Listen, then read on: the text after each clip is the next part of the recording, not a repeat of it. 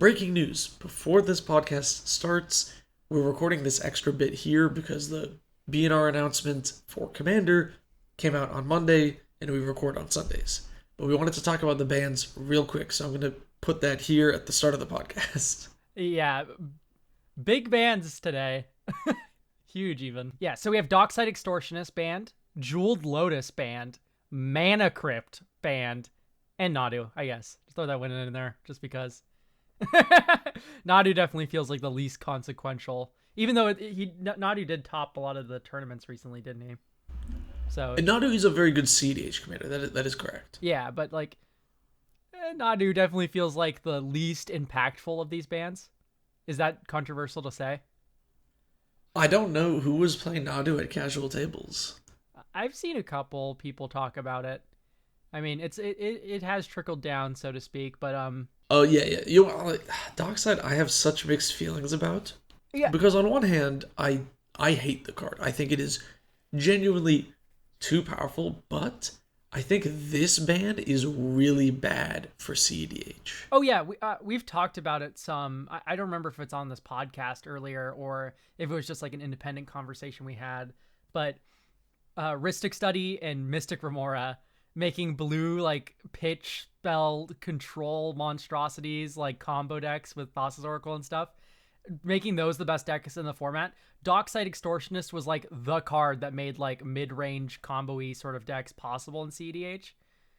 And now with that gone, Mystic Remora and, Rhystic Study lost a big competitor. Yeah, all of the fast combo decks that would try to compete with the blue control lost their best card. Oh yeah. I think this is going to like further ruin the current CDH meta. And like I would have loved this BNR announcement if it was these four plus Rhystic Study Mystic Remora. That would have been perfect. Oh yeah. For sure. I don't think anyone would really miss seeing Rhystic go. Like it's like of course the Rhystic players would miss seeing it go. But I play Rhystic all the time, and I would not miss seeing it go. That card is stupid. yeah. But anyway, let's talk about what bans there are and not what bans there could have been and should have been. Yeah, the Dockside one is interesting because I actually didn't see it at casual tables too much, but when I did see it at casual tables, it took over the entire game. Oh, I saw it. It became the most relevant card. I saw it for sure, and it's like this thing lands, and then suddenly you have 8 more mana than you should by that turn. It's like 2 mana omniscience almost, personal show and tell, so to speak. And like you can bank that mana for a future turn as well. Then you have artifact synergies, treasure. And then you synergies. blink it, and then you clone it, and like it's just then your opponent clones it, so they have their own, and then they blink their clone, and it just the entire game like warps around one card. It's crazy. Yeah, I know. And then you have like of course the Teamer Sabertooth loops. That's more CEDH sort of stuff. But in general, Dockside Extortionist, incredible in CEDH, weaker at casual tables because there's just not as many like mana rocks flowing around. But there's still enough by like turn 4 or 5 that you will be mana positive with a Dockside Extortionist in basically every table. And that will be enough to win you the game most of the time if you can stick it into another play or, of course, do the loop with the Teamer Sabertooth. Yeah, exactly. Yeah, I'm very happy to see the card gone. I mean, of course, there's that issue with CEDH, but... Yeah, but for the most part, like, it is a stupid card, and I think it shouldn't have been printed. Oh, yeah, absolutely. I cannot stand Dockside Extortionist. Even Gavin Verhey himself said it should have probably been, like, target opponent or something. Anything to make that card weaker would have been worthwhile. Jeweled Lotus banned, just bricking it in every format but Legacy, where you can use the jank doubling cube deck. Yeah. Just quick aside, there was a jank deck in Legacy where you could use doubling cube and Jeweled Lotus. Since copied mana doesn't copy the restrictions placed on the mana, if you cracked for 3 black 4 commanders and you copied that mana with a doubling cube, which is an artifact that doubles all the mana you have floating, you would just get 3 black that you could spend on anything, not on commanders. So yeah, and since it's Legacy, you could play like 4 Jeweled Lotuses, crack all of them, then double the mana and have like 12 or whatever. Yeah, exactly. It was a really jank deck, though. It wasn't really that good. But it wasn't that good, no. Well, the Jeweled Lotuses are a brick now. This is going to be like a $5 card, right? Or is it still a collector's item? I don't know if it was a collector's item. I mean, maybe the alt art, it's pretty sweet, but like, Oh, that was so funny. My friend just messaged me. It was like, "Oh, I got a textured foil jeweled lotus cracked the most expensive card I've ever owned." Oh, I hope he sold it. No, that was like 2 days ago. Oh no, poor guy. Oh no, what rotten luck. Oh, that's so funny. Oh, but Jeweled Lotus is another card that I think is so poorly designed. It's fast mana, but it's fast mana for just your commander. And I already don't like decks that are like so dependent on their commander, so revolved around their commander that they have to like jam it out as quickly as they can. And then it's just like leans into those decks that I already dislike. Here's the thing about Jeweled Lotus too, is like it was bad in those decks where your deck needed your commander in play, in my opinion. Because what you would have is like someone turbos out Shieldred, someone turbos out their commander, right? That they need to stick. Carrick, right?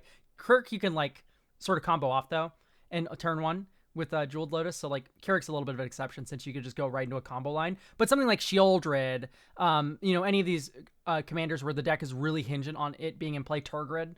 What would happen is I would see this a lot of games. Jeweled Lotus, turn one Turgid, turn one Shieldred, and then someone Swords to Plowshares your commander, and now you're just stranded for like 4 turns without your commander, which is just like horrific, right? Because Because it like you get more card disadvantage. Because normally like the removal is a 1-for-1, but if you use rituals to power out your commander further, it's like a 2-for-1, 3-for-1, or whatever. yeah, I run Dark Ritual in my Iara deck. It's a mono black deck, and I have yet to cast Dark Ritual for Iara. I've always Dark Ritualed out like a Mana Rock or like a turn like 3 play like a Woe Strider or something. I've never cast Iara with it because the fear of just like, yeah, I've just turned my commander into play and then someone, removing it. And then I'm left without my commander for like multiple turns in a row, like longer than I would have if I had just waited, is like a genuine fear. And Jeweled Lotus really enabled that awful play pattern. With Jeweled Lotus banned, you can unban Braids now. True. I'm fine with Commander being a fast mana format, but I think adding more fast mana is not necessary. Yeah, I agree with that. I'm really torn on fast mana. I definitely think Mox Diamond, Chrome Mox rather, excuse me. I don't like the cards in the format. That being said, going down a card is a cost if Rhystic Study and Mystic Remora are banned. Like, the cost actually matters if those 2 cards go. And I think I would rather see those cards go than the Moxen. Yeah, because if you're Chrome Moxing out your commander, you've gone down, like, you played the Chrome Mox, you lost the other card in hand, then you played your commander, and then if your commander gets removed, you're, like, suddenly down. Like, it definitely feels a lot worse when you're also down another card in hand.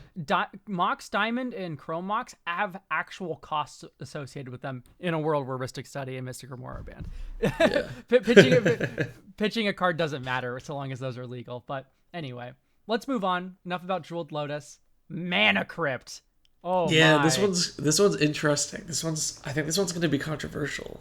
I like that Mana Crypt is banned. Listen, I think, and I've been all over the place in this camp. I've hated Sol Ring. I've liked Sol Ring. I've been middling on Sol Ring. Currently, I'm middling on Sol Ring. If it got banned today, I wouldn't cry. If it didn't get banned, or if it doesn't get banned, great, fine, whatever. Like, I'm pretty Sol Ring neutral. This being said, I am happy Mana Crypt got banned, and it's purely because of price tag.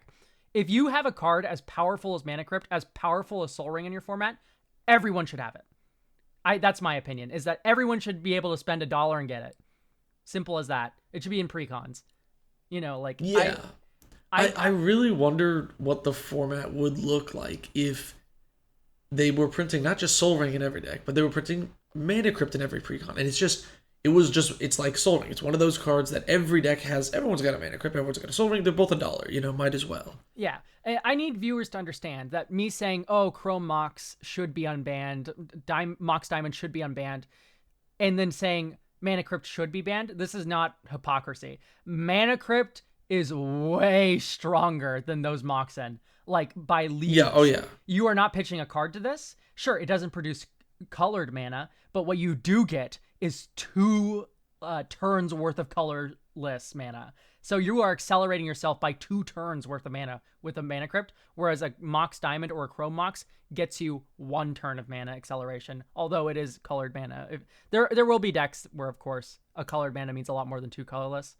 I encounter this in Farrakha a lot. She's very mana hungry. Everyone has a brew that's more mana hungry than other decks. But anyway. Yeah, but the Mana Crypt is easily the most powerful piece of fast mana, I think. I think Sol Ring is stronger. I think you will end up in a lot of games where the life actually does end up mattering. I definitely think Sol Ring's the stronger card, but that being said, Sol Ring is the more widely available card. Completely under like a consumer mindset, if Mana Crypt and Sol Ring were swapped and Sol Ring was the $150 card, I would be happy if this said Sol Ring is banned and Mana Crypt remained unbanned. It's entirely a price problem for me, anyway. No, I agree, and in ideally, no card would be more than $1, right? And then everyone can have access to everything. I think this is going to be interesting. I honestly think it's not going to do to the format what people think it's going to do. Oh yeah, no. Like the number of games that I've had affected by a Mana Crypt is like maybe 1 in 8, 1 in 9. The most recent game I saw in Mana Crypt was the game we played with patrons like a couple months ago, legitimately. And you played it on like turn 8. It hardly mattered. That's true. Yeah, my Mana Crypt did like nothing. Yeah. I think I just took 9 damage from it or something. It was terrible. I think you failed every flip. I might be misremembering. But anyway, Mana Crypt, I definitely think is a weaker card than Sol Ring. There's instances where it's stronger, of course. Like, don't get me wrong. I think it's stronger the higher power your deck is. If you're playing like at CDH or whatever, it's almost always stronger because you're playing it with your ad nauseam and you're winning the turn you cast it, or your life total really doesn't matter as much because you're going for like a fast combo. In Casual Commander, I do actually agree. If your deck is genuinely pretty slow, that like 9, 12, 15 life does actually add up. Yeah. To me, I'm coming at this from a cube mindset too. If I saw Sol Ring where the 3 life is. Yeah, when you have 20 life points and one opponent whittling you down, the 3 life matters. Also, there are instances where I would take a Mana Crypt over a Sol Ring and cube. It would be if I had a really aggressive, low to the ground red aggro deck. There's a lot of 2 and a mana threats that Mana Crypt turns into a turn 1 play that Sol Ring wouldn't. But Sol Ring is generally considered the better card, because you're just not losing life every turn. You can do a slower sort of mid-rangey strategy with a Sol Ring. Anyway, we're not talking about Cube. We're talking about Commander. Is that all your thoughts on Mana Crypt? Yeah, I was going to say, how about Nadu? What do you think of the Nadu ban? Nadu is an interesting ban. I think Nadu is pretty flavor of the month for casual players, and for competitive players, it is proven strong. Nadu won top 6 slots of a top 8 in tournament. Nadu sees play. Yeah, Nadu also has one of the highest conversion rates from entering to making top 4 percentage-wise out of any CDH deck. It's one of the most consistently performing ones and one of the best performing. Ultimately, what Nadu comes down to, for me, is game time. I think Nadu monopolizes the time you spend playing. And this is the same opinion I have for, say, a card like Prophet of Crewfix, where suddenly everyone's turn is also your turn.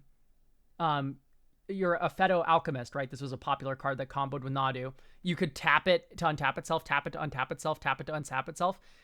You could do that on your turn twice, your next opponent's turns twice, your next opponent turns twice, and your next opponent's turn 3 times, because you could tap, untap it, and then do it on a third creature.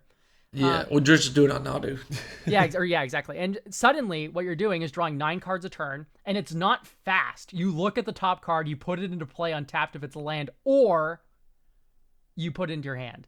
And you're revealing it to all of your opponents each time. And then this gets even worse with Nomads in Core, or friends. Like, not Nomads in Core, it's not right color identity, but you had options to target all of your creatures. And suddenly what you had, because Nadu had a twice per turn restriction per creature, God, what a stupid design, is you would have a 10-minute turn on your turn, and then each of your opponent's turns, you would take a miniature 2-minute turn during their turns. And it's just like, this is a horrible play pattern. It is so boring. And it's like, I'd prefer if Nadu was just the old version where he had Flash, in the playtest, Yeah, the old Flash version would have been fine. I think, Yeah, it's the other problem is like it's one of those decks where if you give the Nadu player like any leeway, you lose the game, right? If they play their 2 mana alchemist and then their 3 mana commander, and you don't hold up removal, one turn cycle goes and they go +9 on cards, they've Yeah, it's probably over. won the game. Yeah, no, it's Right? still Like, over. how are you beating the Simic deck that ramped 6 lands and drew 3 cards on turn 3? Like, you're just not gonna beat that deck. They already won. The game's over essentially, right? Yeah, and the problem is that at least CEDH, when Nadu's up there, you're gonna spin into a combo. You're gonna spin into something that ends the game when you untap. When you end up in that situation. In casual, you're not going to put a win in your deck. You're just going to dirtle all day, right? Like, I can't be Yeah, the you're only gonna one who play your thinks big this. bombs that you ramp into. Yeah, exactly. You just play like, oh, okay, here's my big monster. Here's my, great henge for like, -3 mana because Nadu's my biggest creature. Pass the turn, and then you start doing it all over again. And suddenly we're playing a 2-hour game of Commander where we all know we already lost, It's like, this is not fun. And, in the end of the day, do I think Nadu is powerful enough to be banned? Maybe. That's up for debate. Do I think that Nadu creates enough unfun games that he should be banned? Yeah, almost absolutely. I agree with that sentiment. I think Nadu is just not a fun card to play against. Sometimes it's not even a fun card to play. So I'm happy to see it go. All right. So, what do you think of this BNR overall? Of course, I would love to see Mystic Remora and Rhystic Study on here. There's a lot of cards I would love to see banned and gone forever, but that's not the world we're living in. So for what it is, I'm genuinely pretty happy about it. I like to see Dockside Extortionist go, Mana Crypt, Jeweled Lotus, Nadu, up in the air. I never saw it personally, but I know people who have seen it. It's definitely a stale card. It's like, there's sort of a zeitgeist around Nadu, but, I'm happy to see him go as well. It's just not a card that, has a lot of good memories for people, so to speak. So, in the end of the day, like, this is solid 8 out of 10, I think I am pretty disappointed with this BNR. So I'm excited in the fact that the rules committee did something, which I think is not what I expected. I never expected Nadu to get banned. I never expected any change because they're usually pretty, status quo. And I think this is a good direction for the BNR, for the rules committee overall. I like the idea of them being a little bit more hands-on, being a bit more aggressive with bans, like taking these cards that are poorly designed for Commander out. My problem with these 4 specifically is I don't think they're gonna fix any of the issues that are intended. So we already mentioned, I think this is actually quite bad for CDH, and overall we're going to see the meta deteriorate even further and consolidate more into Blue Farm, which I'm not a fan of. And then these cards like Mana Crypt, Dockside Jeweled Lotus, they let you, power out things very quickly, right? So Mana Crypt, as an example. I could use Mana Crypt to power out something big and snowball into a win. I could very easily do the same thing with Soul Ring, right? So what's the problem is it's not just that there is fast mana in the format, because there's other fast mana that everyone has access to. And even with my Soul Ring, I could power out into that, whatever snowbally commander, but why isn't the snowbally commander being dealt with? It's the same thing with the Jeweled Lotus is a similar example. So yes, that'll happen less, but I think the quote-unquote pub stompy decks that are like more powerful than the rest of their playgroup are still going to be more powerful than the rest of their playgroup, even if they're a few turns slower or they don't get the fast start as consistently. I think that those decks are stronger not because of they have more mana accelerants, they're just stronger overall. And I think that it is still going to be just as easy for power disparities to happen, because Mana Crypt is not a card that I saw that often. Yeah. But when I see decks take over the game in casual EDH, it's not because of Mana Crypt. It's not because of Dockside. It's because of they're like some Simic pile like AC or something, and it's just land ramp, AC. Nobody plays creature removal. They go land, ramp. Nobody has creature removal. Land, ramp.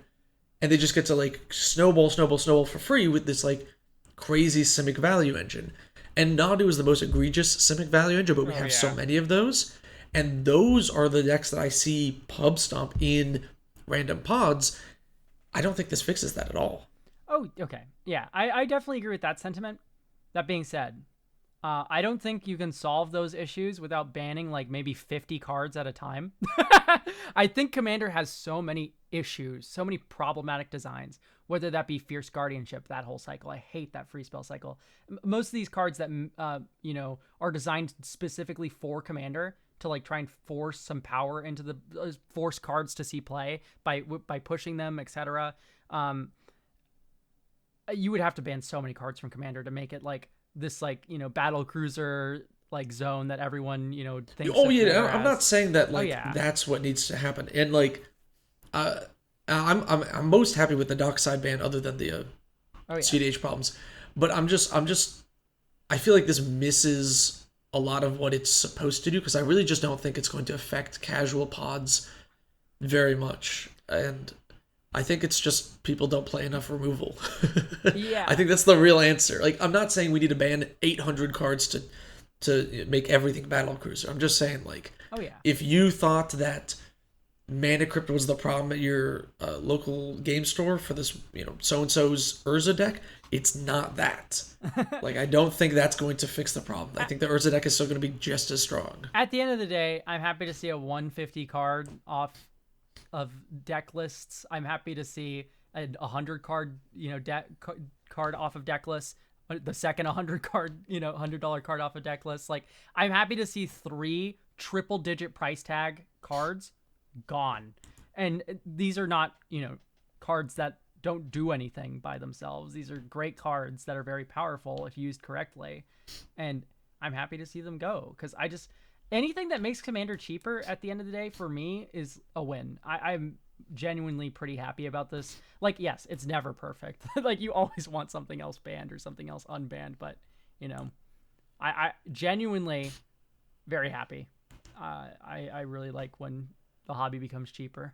All right, I think that's all we're going to talk about for the ban list. Please, in the comments, leave your thoughts about the BNR. If you think it's actually going to affect your playgroup, I'm super curious. Oh, yeah. And now we will go to the start of the episode proper. Yep, pass Trinket, pass Elk. Here we come.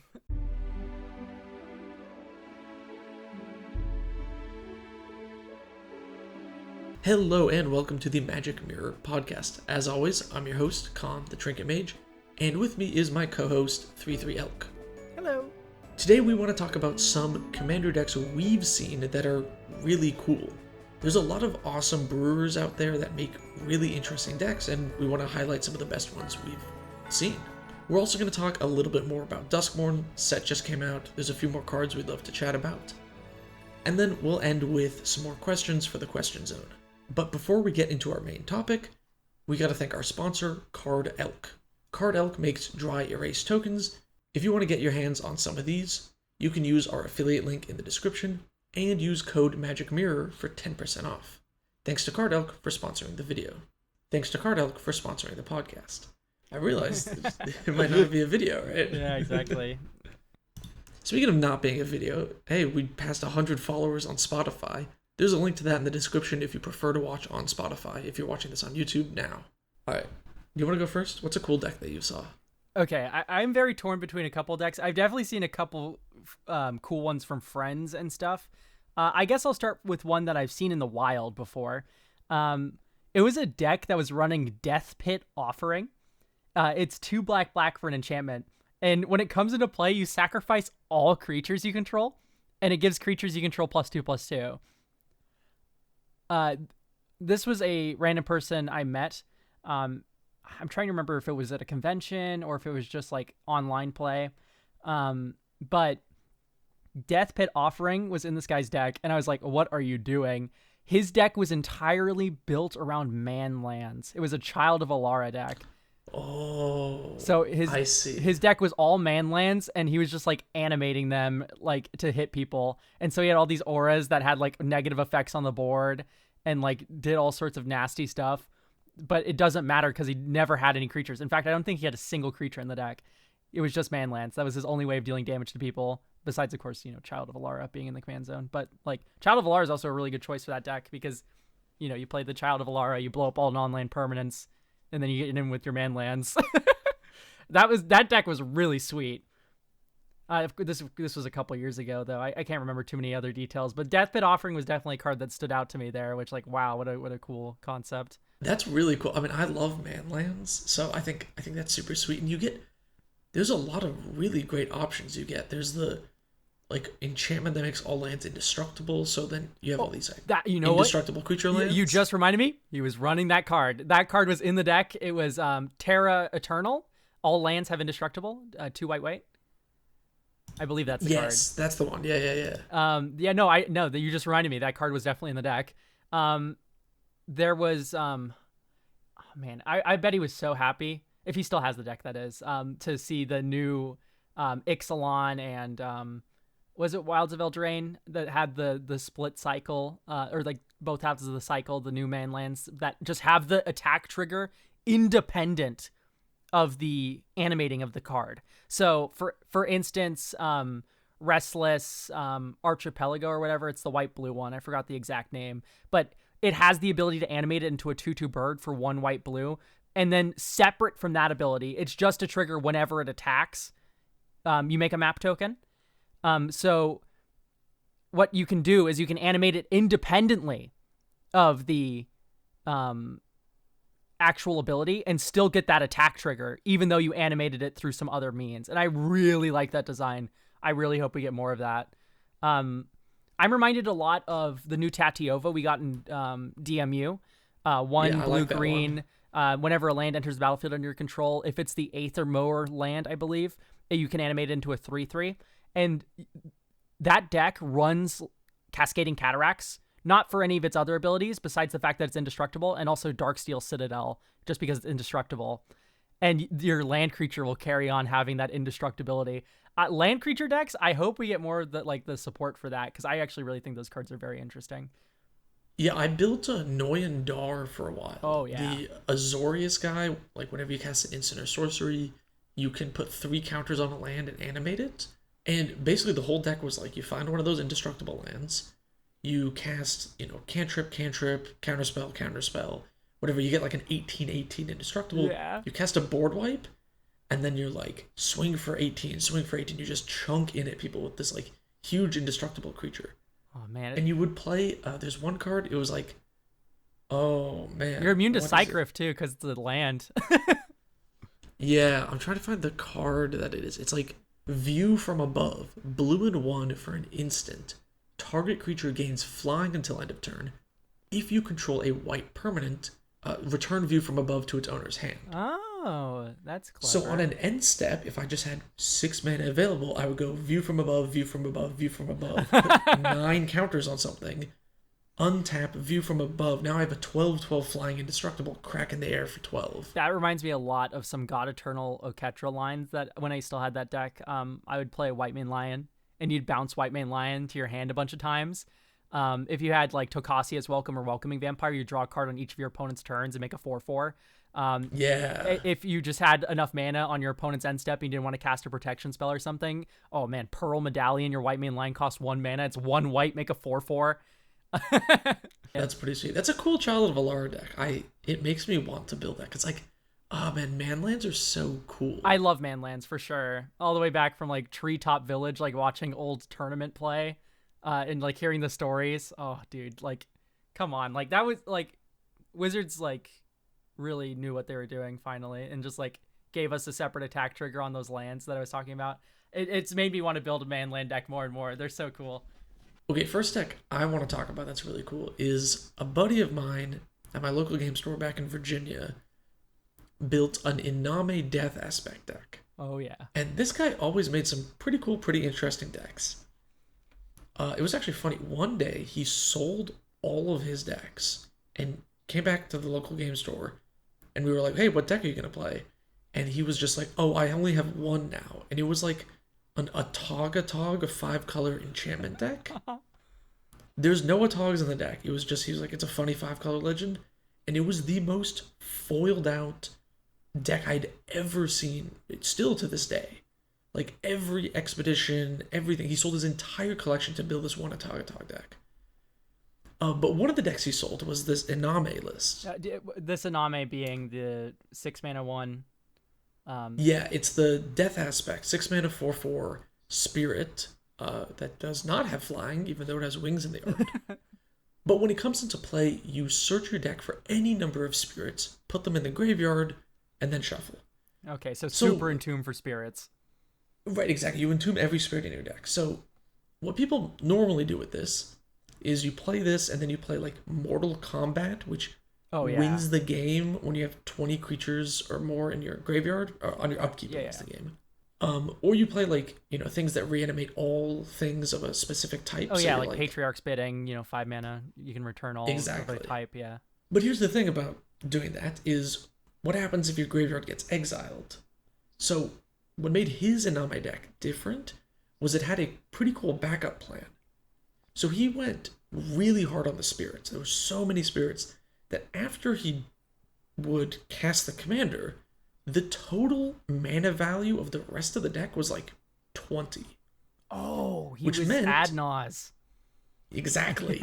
He could Adnaz through the rest of his deck, and then there was like rituals in there, because rituals help you get Iname out earlier. Yeah. But there were rituals in there, and you could just play rituals in fast mana and then do a backup combo. Yo, Iname as like super deck thinning is actually hilarious. I wouldn't have never even considered that. It was really funny. It was so funny, especially when someone like played Rest in Peace against him, and he would still cast Iname into it, and they were just so confused. Not realizing that he was just already on the backup plan. Oh yeah, no, like, okay, Adnaz, for the very few that don't know, 3 black instant, you can reveal the top card of your library and put that card in your hand, and then you lose life equal to its mana value, and you can do that any number of times. So until it kills you or until you want to stop, you can keep revealing cards and putting them into your hand. But if you just like have, 10 or so mana value worth of cards left in your deck, you can just put your whole deck into your hand and just win with whatever combo you have with rituals and whatnot. I imagine would be pretty difficult. Yeah, I mean, Ad Nauseam, it's funny. This is in my opinion, this is the like make or break card if somebody is talking about CDH. Like, because there's always, sometimes people will like say like, oh yeah, competitive commander, oh, I saw a crazy Dragon deck, and it's like, okay, we're not talking about real CDH. This is just like high power commander. Yeah. But if somebody's like, oh, Ad Nauseam is the best card in the format, I know they're talking about real CDH, because in competitive commander, this is like one of the most fundamental cards in the format. Since your average mana value in the deck is like 1. Oh yeah, very low. Right, you on average use this to draw like 30 plus cards, and it's just 5 mana instant speed to draw 30. There were some Peer into the Abyss lists back in the day. Peer into the Abyss just lets you draw like a million billion cards for half your life total. It's half your library, half your life total. But it's a 7 mana card, and you'll sometimes flip it off your Adnaz like flips, and then just take 7 to the dome. Or like if you're running Force of Will. Oh man, there's always some bad flips for Adnaz, but it's worth the risk. Funny. It's a very skill testing card because of that. Yeah. But yeah, Iname, it's cool. And I loved his deck so much, I built it myself. Or at least something similar. And it was just so funny watching me, like, people, see me just, like, Adnaz and take, like, 25 or whatever and just draw the rest of my deck. That deck sounds super cool. All right, what's your next one? My next one comes from a friend of mine who values his privacy, so I won't be mentioning any names, but he built an Elsha of the Infinite deck. And now when you think of Elsha, who is from a Commander product, she is 2 blue, red, white, so 2 in a Jeskai, for a 3/3 Jin Monk with Prowess. She lets you look at the top card of your library at any time, and you can cast non-creature spells from the top of your library, and you can cast them as though they had flash. So it's a cool card. Oh yeah, no, people will build this with like Sensei's Divining Top combos in mind, right? Stuff like that. Because she's like a little future sight for non-creatures. So you'll have like Storm decks with Elsha because she has Prowess, and Sensei's Top works really well with her. You'll have like, others like sort of top deck synergy sort of decks. But my friend, this is, keep in mind, well before Modern Horizons 3, well before even Zendikar Rising, built her as Goblin Charbelcher. Okay. So Mox Diamond, Lotus Petal, like all of these cards that are not lands but produce mana, and then proceeded to Goblin Charbelcher people off the top at instant speed. And Goblin Charbelcher, let me read the card really quick because some people might not know about Belcher. Yeah. It's a 4-mana artifact that 3 in a tap. Reveal cards from the top of your library until you reveal a land card. Goblin Charbelcher deals damage equal to the number of non-land cards revealed this way to target creature or player. If the revealed land was a mountain, it deals double damage instead. Put the revealed cards on the bottom of your library in any order. So the mountain line, ignore it. If you reveal your whole library to this thing, you're doming someone for like, at worst, like 60 or 50 in Commander. Yeah. So if you have no lands in your deck, which my friend had, what you can do after you Goblin Charbelcher one player is stack the rest of your library in any order and then cast any of those spells with Elsha. You can just stack the perfect sequence of non-creatures on the top of your deck after Goblin Charbelchering someone and just cast them all one after the other and win the game. Because Elsha lets you cast non-creatures off the top of your deck. And you can do all of this at instant speed because Elsha lets you cast them as though they had flash. Oh, that's right. That's so sweet. Oh, man. Charbelcher is such a cool card. A friend of mine, you know what? This is funny. My friend who made this Charbelcher deck is also the same friend who made the next deck I'm gonna talk about. He's also a YouTuber. Doesn't make Magic content. He runs the channel Airsofting Wrong.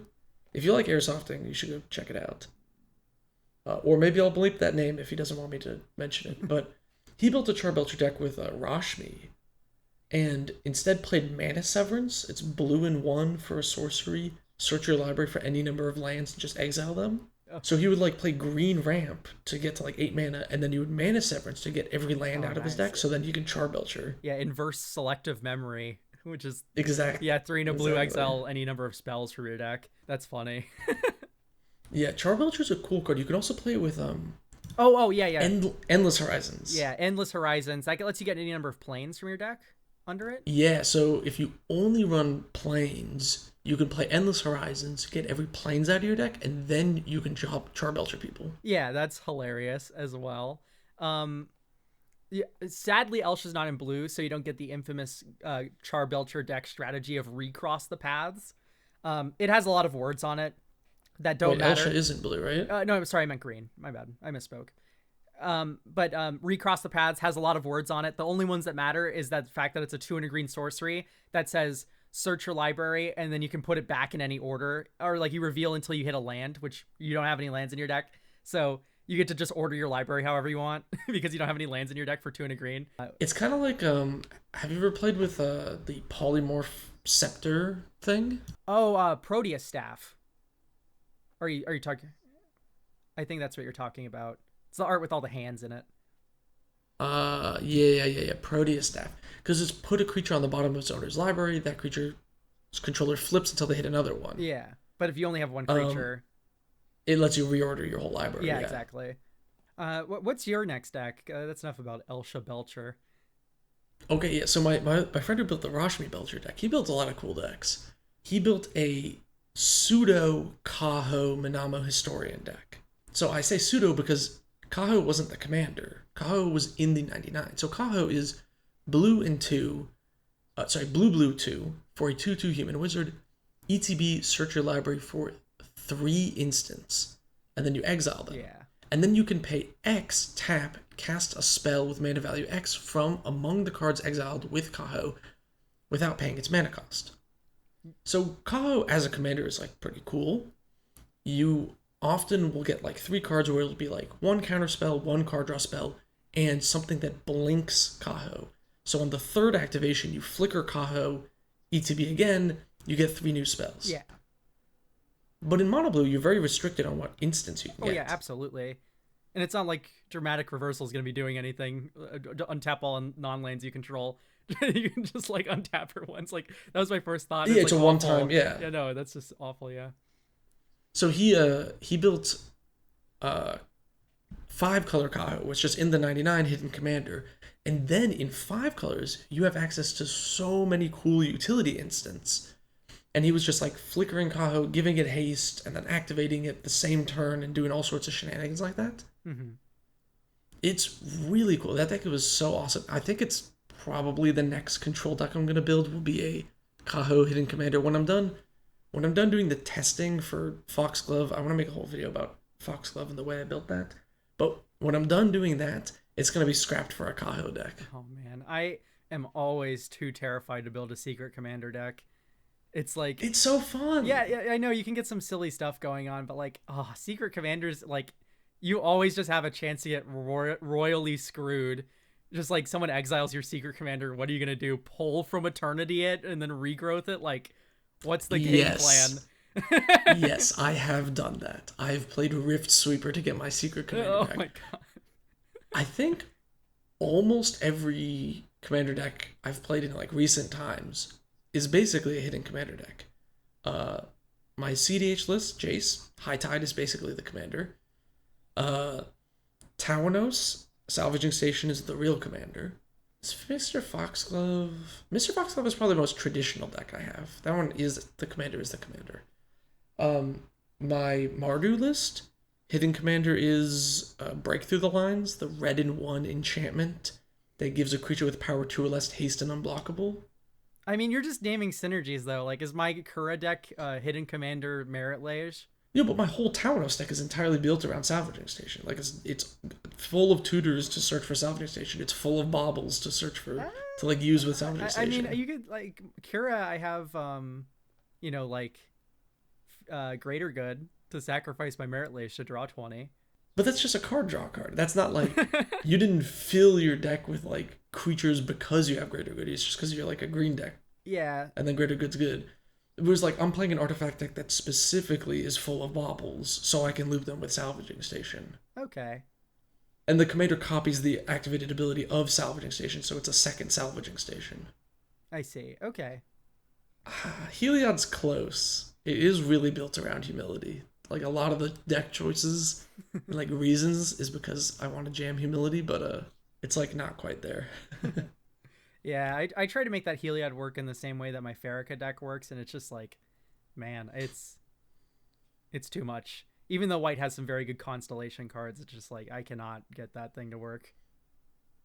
Yeah, Skybind is so crazy. It won me a game yesterday. It's like Constellation, you just like exile a creature until the end step. Oh, wow. But it's until the next end step. So it's just like, all right, on your end step, I'm going to activate Heliod, make a, enchantment creature, exile your blocker. It doesn't come back till my next end step, meaning I can swing in for free. Oh, wow. Yeah, no, this card's sick. Yeah, and then somebody had like a Shark Typhoon, right? And they were just making like Shark Oh, yeah, tokens. and you exile them forever. You just get exile them forever. Yeah, exactly. Yeah.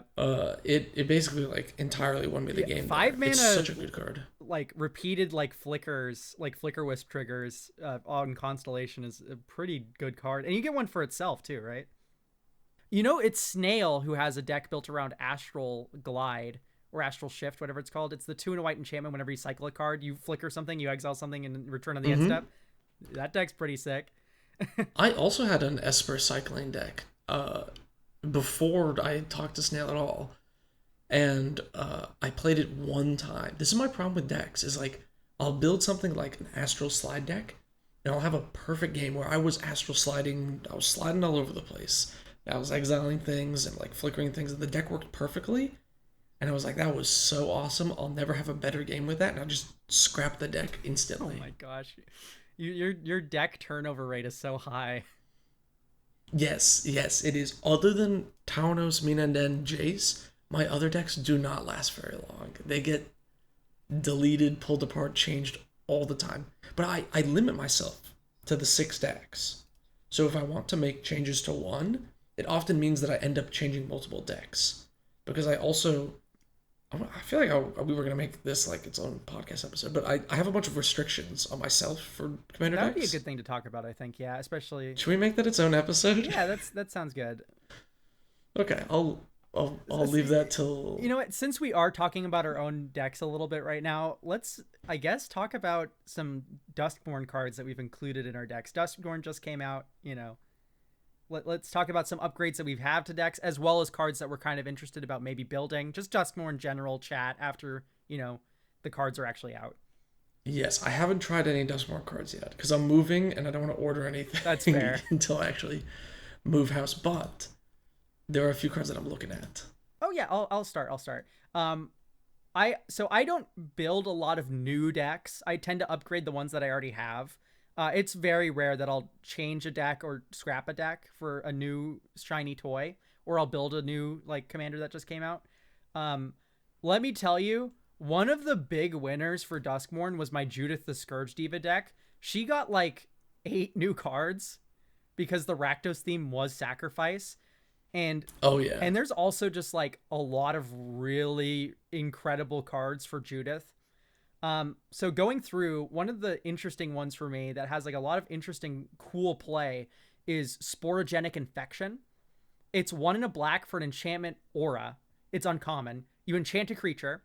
When it enters, target player sacrifices a creature other than enchanted creature. And when the enchanted creature is dealt damage, destroy it. Whoa, wait, sack a creature other than enchanted creature? Yeah, so... Okay, so it's like better than an edict because you can choose one creature that they can't sacrifice. Yes. Although it's worse if they only have one creature. That is true. Now, hear me out though, Con. It doesn't have to belong to the same owner. There's multiple modes to this card. There's a lot of nuance. So you can enchant your own creature. Target player. You can enchant your own creature and have an opponent sacrifice their creature if you're the only one with creatures and they have one. You can enchant an opponent's creature and then have another opponent sacrifice a creature that isn't the same player. You can enchant an opponent's creature and target yourself for the sacrifice and then ping their creature that has the Sporogenic Infection on it and also get a sacrifice trigger. So some incredible modes with this. So Judith says, whenever another non-token creature you control dies, Judith does 1 damage to any target. So this is a sorcery speed 1 in a black kill spell sometimes, because you can enchant an opponent's creature, sacrifice your non-token creature with Skull Clamp on it or whatever, maybe some extra sack values around, and then you ping their creature with Judith and kill it. Alternatively, you have Mayhem Devil in play, which is 1 black-red. Whenever any player sacrifices any permanent, it deals 1 damage to any target. So you Sporogenic Infection, the best creature on the board. You target the player with 2 or 1 good creature. They sacrifice one of those good creatures. Mayhem Devil triggers, and you ping the one with the Sporogenic Infection on it. Incredibly cool play. So much interesting effects you can use with this card. I was just like love struck. Just like all the different modes. When I was reading through Duskmourn, I skipped over it multiple times. It was like my 4th or 5th read through of all the cards in the set that I was like, hang on, this card's really interesting. That's really cool. Honestly, the way it's worded gives it so much more play than when I initially like skimmed over it. Yeah. Oh, that's such an interesting card. It's also like, it's pretty powerful. I feel like this is a good uncommon. Oh yeah, no. And I'm typically very bad at like running removal in my decks. I'll typically jam it full of synergy and then start adding removal later when I realize that it's just untenable to maintain my current amount of greed. But you know, this is like, it has interesting synergy as well as being removal, which is something I always prefer over just like jamming a Doomblade in my deck. Sorry, there's a couple other cards I want to mention for Judith. One of which we've talked about previously, Grievous Wound.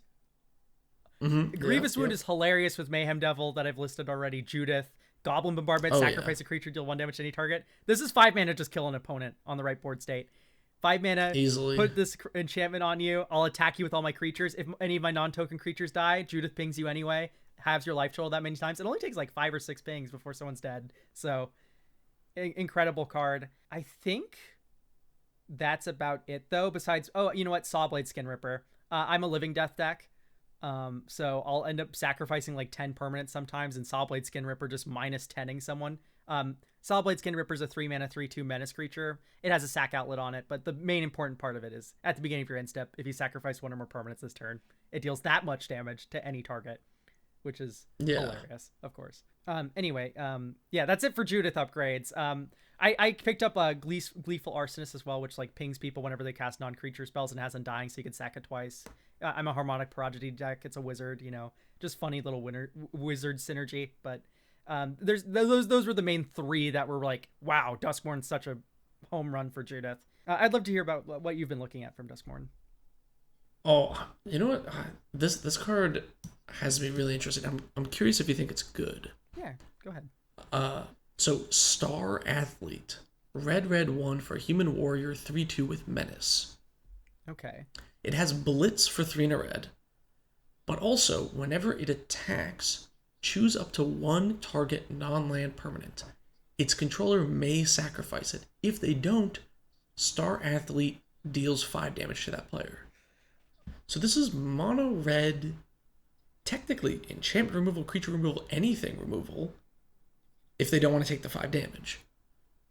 Yeah. How good do you think this is in Commander? I think this card's awful.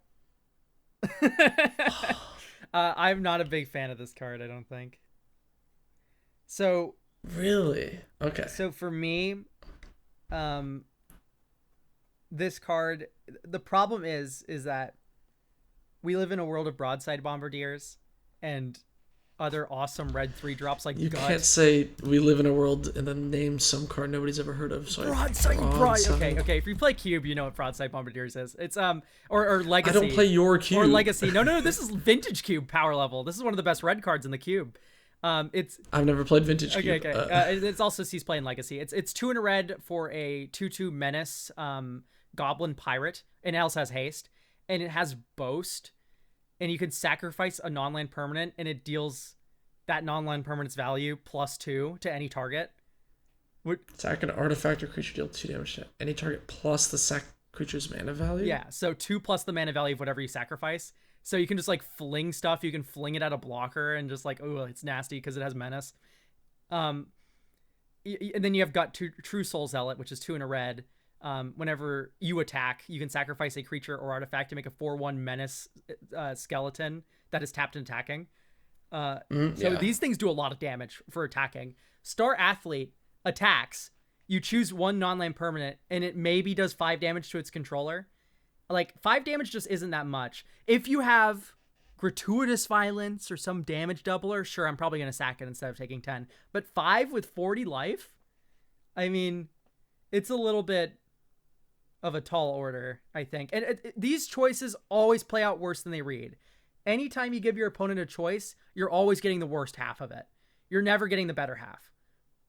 I do agree with that, but like, here's the thing, right? Let's say it's red 1, it's a 3/2 with menace. I swing at you, I select your commander. You're like, oh, of course I don't want to lose my commander.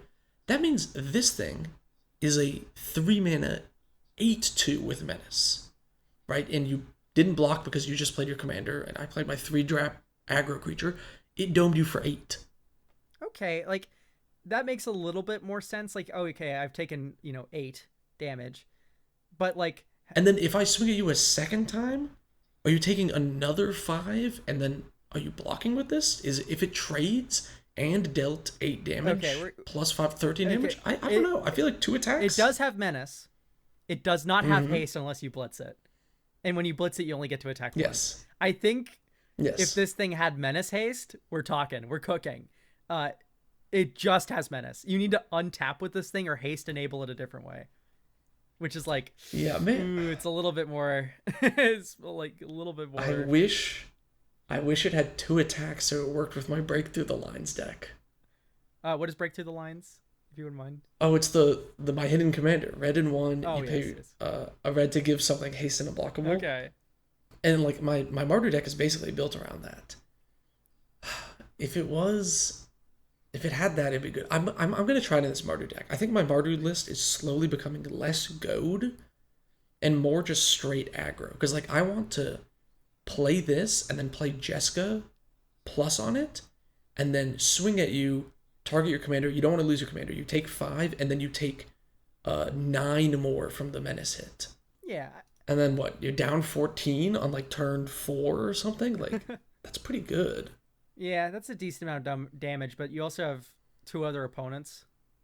I could see it like... Yeah, we'll get around to that. I could see it like doing like some small amount of work in like Ishin or something. I like doubling the trigger. I would be like... I'd be interested in trying it in like an Ishin deck, I guess, but... Ooh, yeah, Ishin is pretty sweet. I'm honest, if...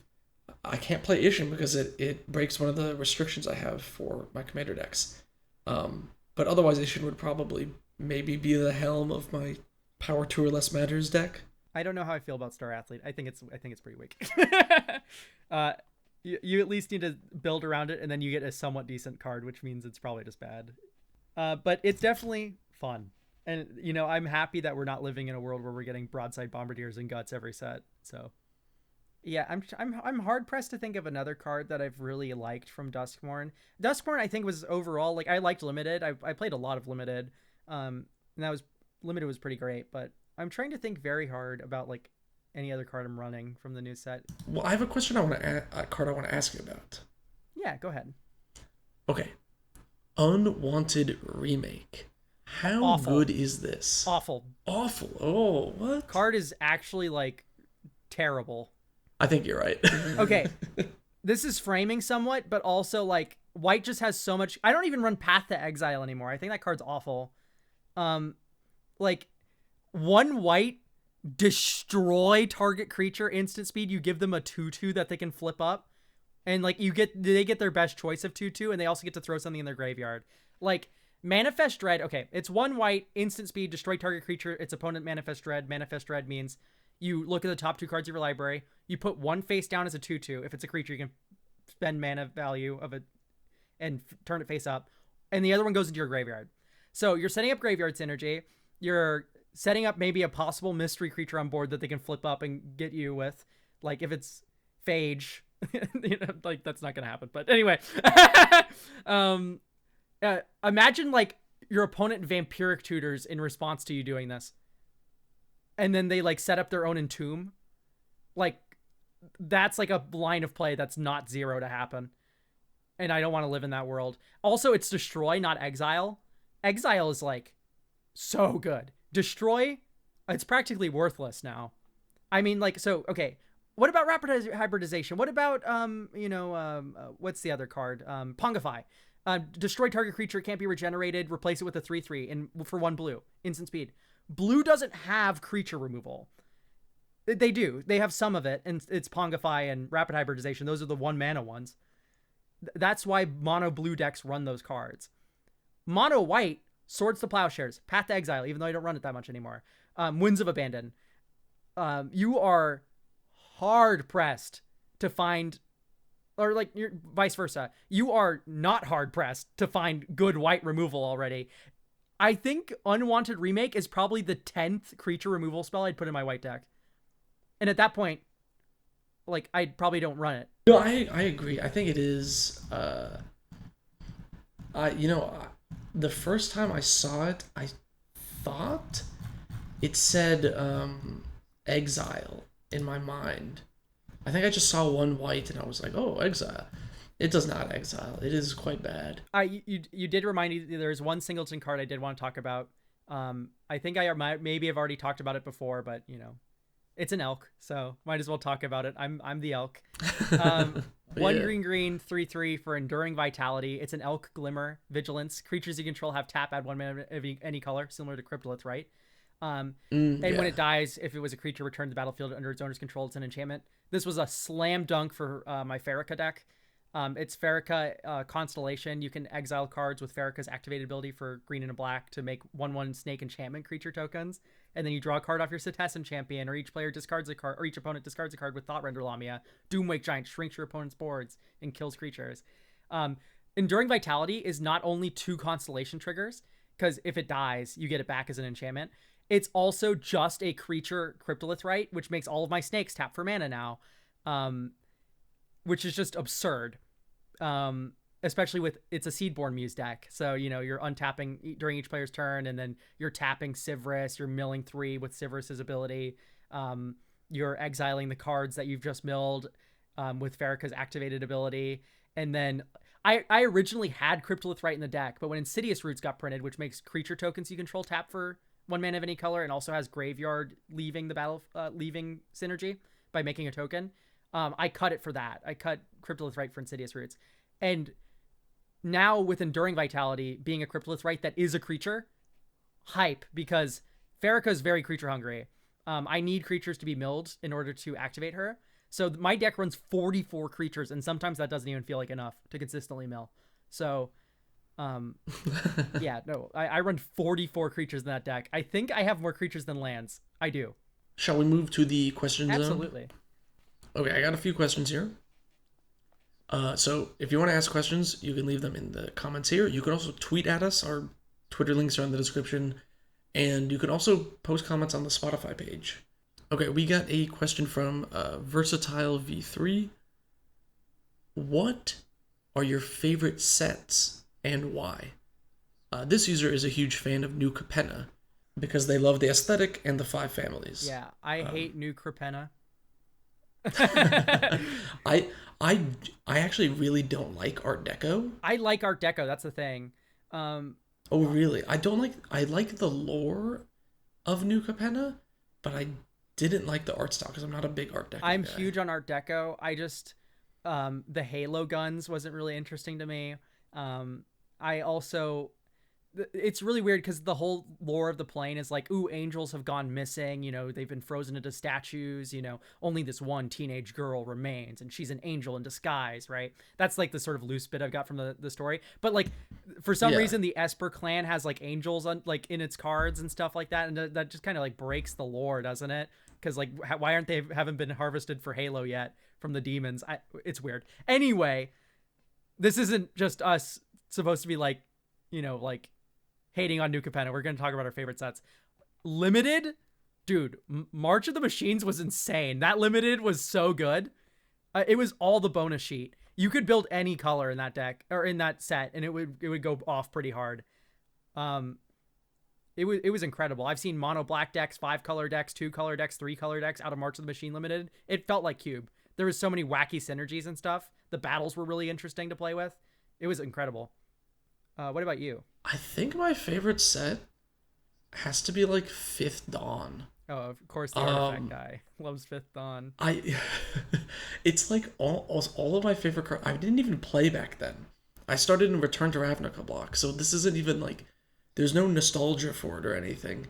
I never played the limited environment. I've never cracked a pack of Fifth Dawn. It is just full of cool cards. The stations are from Fifth Dawn. I love all the stations. Artificer's Intuition, it tutors for baubles. You discard an artifact, you search for a bauble. It's such a cool card. Acquire, which is like bribery, but instead of grabbing creatures, you just yoink an artifact from their deck. Oh man, have you ever 5-mana spite stole a Soul Ring out of their deck? It's hilarious. I was thinking about when I needed a mono blue deck, I thought about building what's her name? I called the deck Lord of the Rings, and it was the one blue merfolk. Oh, Thada Adele. Thada Adele, Master Acquisitioner. And when she has Island Walk, she's a 2/2 merfolk. And whenever you hit a player with her, you get to search their library for an artifact and cast it. And it was just, the whole deck was just, I'm going to steal everyone's Soul Ring. You know what cards are originally from Fifth Dawn? What? Eternal Witness. Oh, yeah. No, you're right. Yeah, Eternal Witness, beloved, awesome card.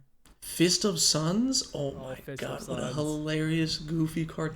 Every card, Lantern of Insight. Oh, Oh, no, my okay. god. Every single card is so I'm cool. with you with Lantern of Insight. We both love Lantern. Magnetic Theft, one of my favorite silly cards, is 1 red for an instant. Attach target equipment to target creature.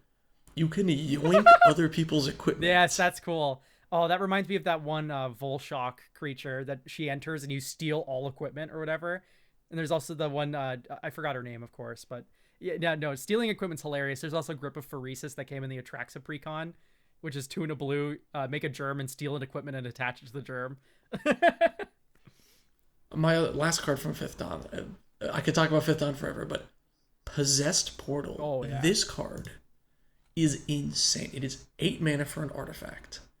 If a player would draw a card, that player skips that draw instead. So that's a replacement effect on your drawing, which is insane. Oh, yeah. At the beginning of each end step, each player sacrifices a permanent unless they discard a card. This card I played in Modern, and it is so funny to just watch my opponent go, the One Ring, tap, draw a card. And I'm on like Prison Tron, and I'm like, all right, cool. Turn 4, Possessed Portal. Yeah. And they just have to, they read it, they call a judge, they look, they point, they look at the One Ring, and then the judge is like, yeah, it's useless now. Good luck, buddy. Yeah, just, and then I go to the end step, and they're like, I guess I sack the One Ring because it doesn't do anything. Should we do another question? yeah, let's do another question, I guess. Let's just try to be more direct about it, I guess. Okay, this one's kind of funny. By Music Man Matt. Thank you, Matt. Penny, for your thoughts in regard to power level. I'm sorry, I already said the question wrong. I'm EP. Penny, for your thoughts in regard to how powerful precons are now. How much of the power do you think comes from our understanding of the rules and knowledge of the game as a community? Like the new Simic precon is bonkers, but some of the complicated sequences would fly right over a new player's heads. Yeah.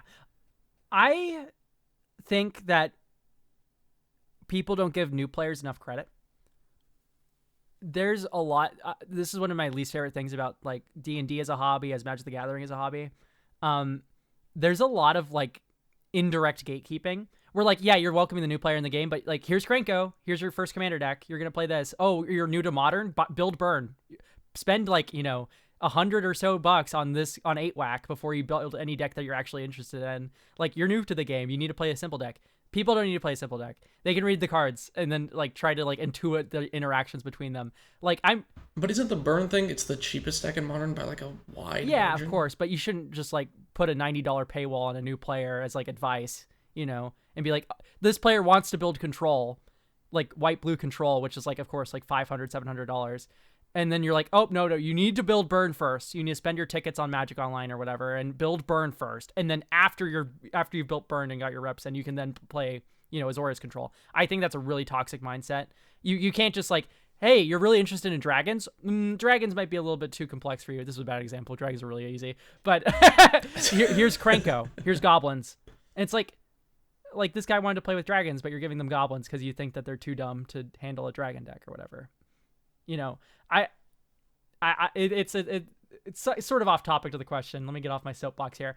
I think that new players will definitely, at least after a couple of games with any precon, intuit the interactions. So the new Simic precon has an infinite combo in it. Zimone, the face commander, lets you turn face down cards face up whenever a land enters. She has more text than that, but that's the gist that you need to know. There's also Eudora Gravegardener, 5 mana for a 5/5. Whenever a creature you control dies, non-token creature you control dies, it returns as a forest face down. And then there's also Sakura Tribuilder, which sacrifices itself. So that's infinite mana because you can sacrifice the Sakura Tribuilder. Eudora returns it face down. You get a landfall trigger from Zimone. You tap it before you flip it face up again. Mm-hmm. And then you sacrifice it. It comes back untapped, of course. And then you can tap it for green mana. Zimone turns it face up. And then, you have that loop of infinite green mana. But I think we're getting a little off topic though. Not in complacency, but like the raw power. Because you just played a precon game, right? Like, what did you think of the? Oh yeah, so I played. This is something me and like some people at the game store typically do. Whenever a new set comes out, we just know we're not going to get all the upgrades we want, and instead of playing decks that are half upgraded at pre-release, we just play with precons to miss the FOMO. We all have our unupgraded precons or like precon level decks that are just like, really weak or just like, gimmicky. And I played Xerix the Silent King, the unmodified Necrons precon. And there's a lot of really good cards in that deck. So Dread Return is in the deck. You mill a ton in that deck. You make a bunch of 2/2 Necrons. You can bring back a big 7-drop with the Dread Return. There's game. Like I have made like wide boards, like 12 creatures wide as early as turn 4 in that deck. There's a lot of ramp. I've dropped I've reanimated a Technomancer, which like brings back 6 mana value worth of creatures from your graveyard to the battlefield that are artifact creatures, and just like sacrifice 3 Necrons post combat, bring back that off of the Living Death. Oh, now I bring back, Trazen the Infinite, and he has all the activated abilities of all the mana rocks in my graveyard. It's like, wow, you can go really ham with Necrons, and it goes really hard and really fast. And there are some play patterns, of course, that will go over new players' heads, like that reanimation play. People aren't reading their graveyard. They don't know what flashback does, etc. But sequencing and play is something you learn via playing. And the more you play with the same deck, the better you're going to get at playing that deck. It only takes a second for you to, like, a new player go back to the Civic Precon. A new player might not recognize, looking at the 99, Eudora, Steve, and that being Sakura Tribuilder, and Zimone combo together. They might not notice that, but when they're playing the game and they happen to have those 3 cards in play and they do it the first time, something might snap with them and go, oh wait, is this, and can I do this forever? And then someone answers yes, and they make infinite green, and then I don't know if Rishkar's expertise is in that deck, but like, you know, they start like drawing cards off of the infinite mana, and they might find a win even. And I feel like those moments are definitely not hard to have for a new player. Like, I think they'll happen naturally in play, and you can identify it when you're playing a precon as a new player even. So yeah, I think precons are definitely stronger, by the way. Precons have gotten incredibly strong. There's been 3 examples of infinite combos in precons, like, as recently as a year ago. They're definitely stepping them up in power. Sorry, I got really long-winded there. I want to hear your opinion. Think I want to disagree with everything you said. Really? Yeah, so because of the way, like, the precons are designed, they're inherently designed to have certain, not quite dead, but cards that pull into a sub-theme. So, like, for example, with the Golgari one? Yeah. From this Winter. one? What's the new Scarecrow Rendmaw. guy? Rendmaw, the nest guy. I forgot his epithet. Yes. Renma, Creaking Nest. So this is a card, it's like 3 black-green for like a 5/5 Scarecrow, Menace Reach. When he enters, or whenever you play a card with 2 or more card types, each player makes a 2/2 black bird with flying, and they're goaded for the rest of the game. In the actual precon, there's not a huge amount of cards that synergize with this effect. Yeah. And actually, if you look at like a lot of, people, like the Command Zone or whatever, they're like precon upgrade guides, a lot of people recommend you just cut this card because it's kind of its own build around thing. It doesn't really fit with the deck. And I think it's cool and good that precons have these sub-themes in different ways you can tangentially pull the theme and other cool like backup commanders. I think this is all like well and good, and I think it's great. But it does dilute the power level of precon decks, because any deck that is entirely focused on its one single theme is almost always going to be better than a deck that has a lot of sub-themes like gunking it up. Now, that much I agree. Now, we are getting a little bit into framing, I think. What I didn't say is precons have gotten to the point where they can compete with an actual deck. I definitely think you can win with a precon at a normal table. Don't get me wrong. That is 100% possible. Necrons, I think, is a very good example. Necrons has a lot of very good cards. But you can get an instance where, like, oop, I drew all my unearthed creatures in the Necron precon, and they are worthless. But in the world where you draw the token half of the deck, you're owning. That the deck goes really hard, really fast, and you just, like, start killing people. But so you can win with precons at a casual table. What I am not saying is that precon decks are perfect. There are definitely, like Renmon, the green-black Delirium precon, there are definitely eggs that are rotten in the basket, but they don't spoil the bunch, is what I'm trying to get at here.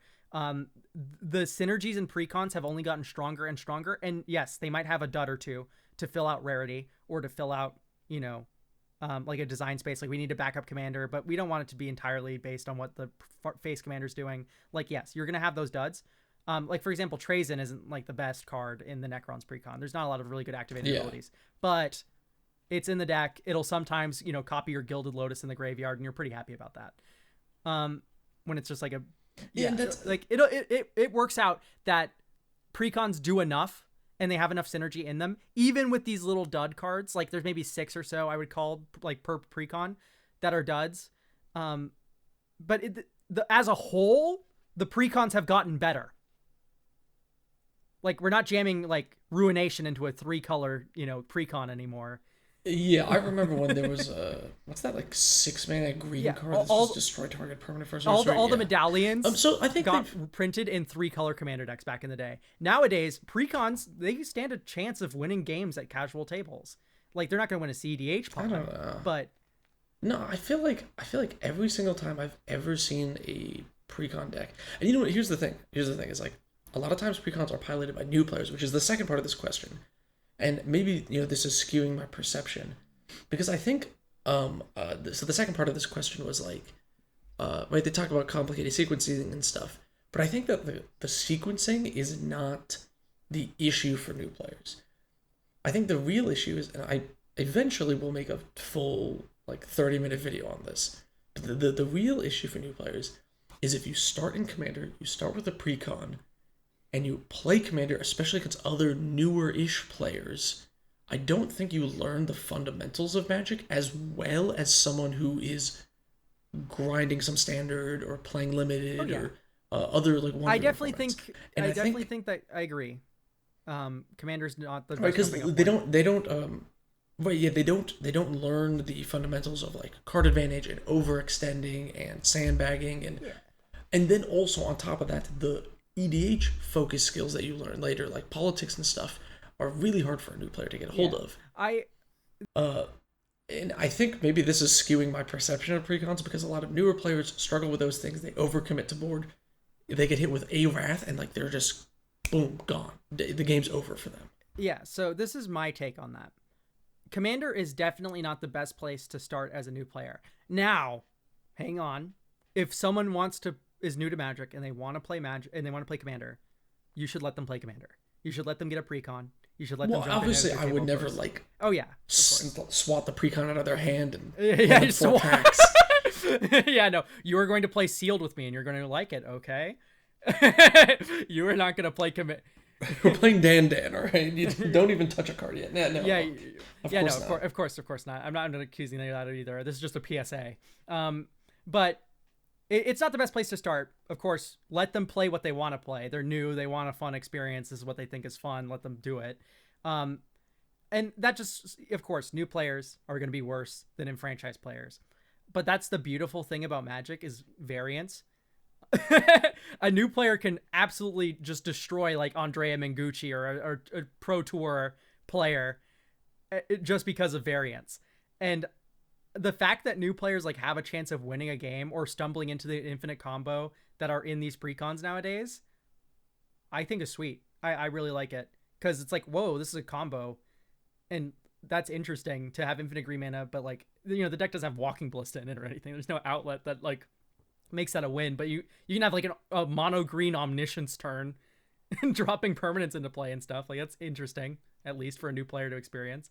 And they can just stumble into that. Been too long since I've played a precon. Oh yeah, that's another thing. Because like I bought the Azuri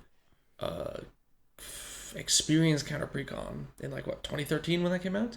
Yeah, it is the first and last precon I've ever built because I hate playing decks that other people build because I love making like a narrative, like a weird narrative for what the deck is, right? Like, oh, I'm gonna play Salvaging Station and copy it and loop baubles and do stuff like that.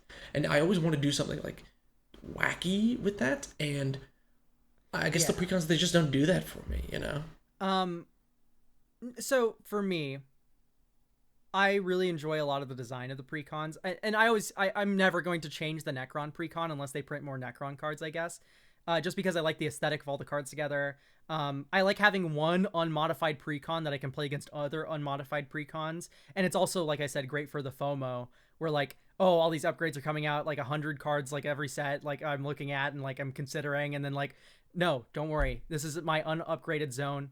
I have my beautiful Necron precon. I don't have to ever worry about upgrading it because it just is what it is, and I play the cards as they lie. I like that feeling. I like it at least for one of my decks, And anyway, long story short, I think another thing that might be skewing your perception a little bit is that you play with a rotating cast of players. Like, you don't have like a regular like group that you play with, do you? No, not really. I play with like the patrons, and then I go to like local game stores, and I've been moving around so much. Those aren't even regular. I've been going to the same local game store for 3 years. And perhaps even longer, actually. Maybe like 4. Because I remember wearing masks. It might have been 2020. But anyway, I remember going to that game store for like, almost half a decade, I guess, now. But, and it's always like the same cast of characters. Of course, new people move into where I live and whatnot, and people move away. Overall, it's been like the same cast of characters. And sometimes a new player will come in and be like, I'm new to Magic. Can I buy a precon? And you can watch them grow as they play that precon. And that's something I've noticed with new players is they learn really fast. I played with, a couple of people who are new to our game store, bought a precon off the shelf, sleeved it up, or just played it raw like a psychopath. And I bought sleeves for them. So it never had to happen again. And And watching them go from like, I don't know what any of these cards do, I'm scared, to actually making some lines of play through the precon and like synergy and recognizing the synergy that's in the deck, really interesting. And then eventually upgrading the precon. It's really nice to see. And I feel like we shouldn't be robbing new players of that, whatever. That's not the intent of the question, I suppose. But yeah, I mean, I'm not. I want to make it very clear. I'm not robbing anyone. oh of yeah, no, anything. I'm not saying that at all. You can play a precon against me. I really don't. It's not a problem. Yeah, no, but I really like the design of precons recently getting more powerful. And it's like Magic's gotten more powerful. You can't deny that. So the fact that I think the only it... precon I've ever been impressed with was the night one with Eminence, because that commander is so Eminence is just a broken word no matter how weak it is. Oh, it's so great. The precon out the box, that deck is actually nuts. Okay, it's like the only precon that I've been like, this is strong. Yeah, I don't know. I was a big fan of the Warhammer ones. They're all really cool, but I like Necrons the most because I'm like a mono black gamer. Anyway, we've talked about this one for long enough. Yeah, this was meant to be a shorter podcast, but I don't think it ended up being shorter at all, unless I cut like some yeah, maybe there's some stuff you can cut. I don't know. I want to make one last final thing in response to something I said in the last episode. I got some comments talking about the garden snails. I'm not feeding wild garden snails to my skink or wild insects. I know that those can have parasites. It would be farm raised. No, I'm not an irresponsible reptile keeper. I want to make that very clear. Yeah, I imagine there's like feeder snails that you can buy. Yeah, exactly. Yeah, you buy like specifically that are like for reptiles. I'm not like grabbing snails off the sidewalk. Gosh, it would be magical though if like a parasite manifested into one of those breeding tanks, like spontaneous life. That's something to research. That'd be cool if that occurred. That'd be tragic, not for your skink. Yeah, that would be awful for your skink. I would feel horrible. I have something planned where JoJo will make an appearance on the channel. Aw, I'm excited to see. Anyway, okay, we've talked too long. Yeah. Oh, I think I need to go to bed.